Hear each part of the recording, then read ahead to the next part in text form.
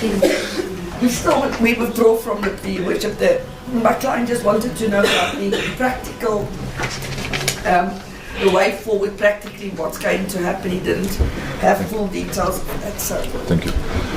Mr. Matlala, I've been informed by counsel on your behalf in respect of yourself, accused 2 and 3, that it is your choice to withdraw from the plea and sentence agreement as you decline to accept the court's recommended sentence.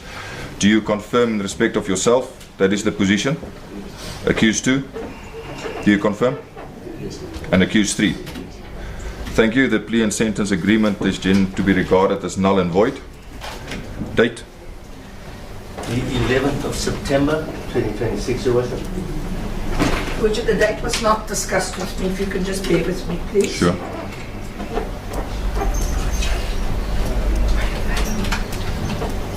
So if you wish, just bear with me for a few seconds. Your Worship, the 11th is fine. Thank you. And it will be back to this. Mr. Matlala, the matter against you, as well as accused 2 and 3, is then postponed until the 11th day of September 2026. It is in order for the prosecution and defense to determine the way forward in the matter, as the plea and sentence agreement has now been declared null and void. You will remain in custody. Do you understand? Yes, sir. You may stand up. The media is requested to please hastily remove all the equipment. I have a full role to still attend to. Thank you. Court is adjourned. All right.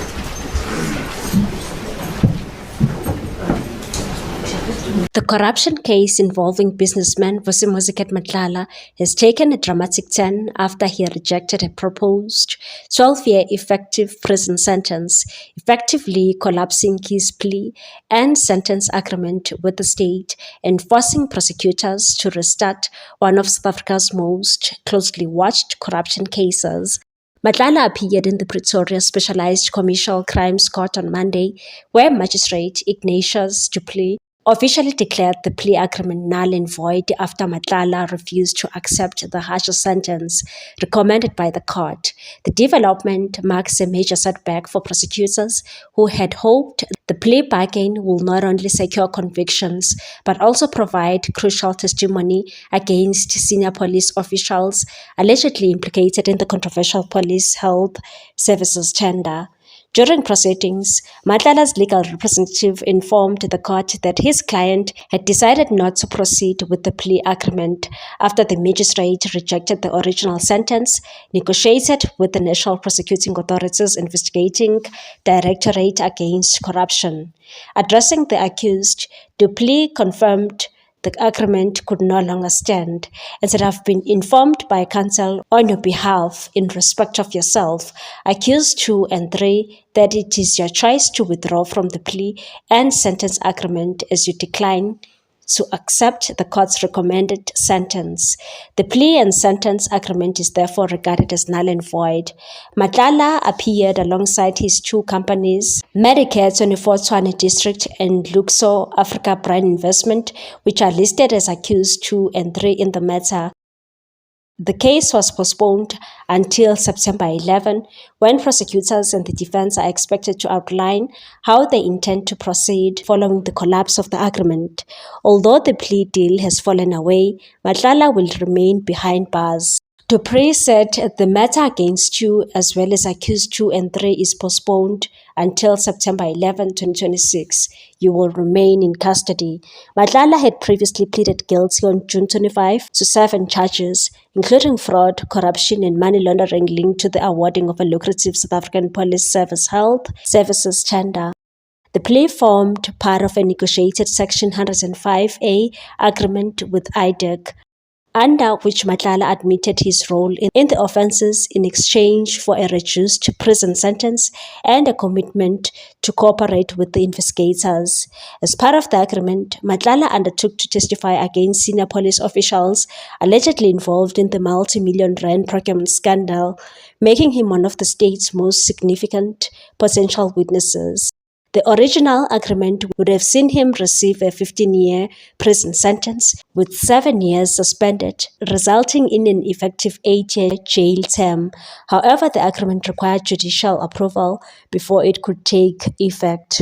Earlier this month, Magistrate Dupree rejected the proposed sentence, finding that it failed to reflect the seriousness of the offences or the broader impact of corruption involving public funds. Instead, he recommended that Matlala serve an effective 12-year prison sentence. His proposed sentence included 15 years for fraud, with 7 years suspended, while the corruption and money laundering convictions each carried 10-year sentences, with portions running concurrently.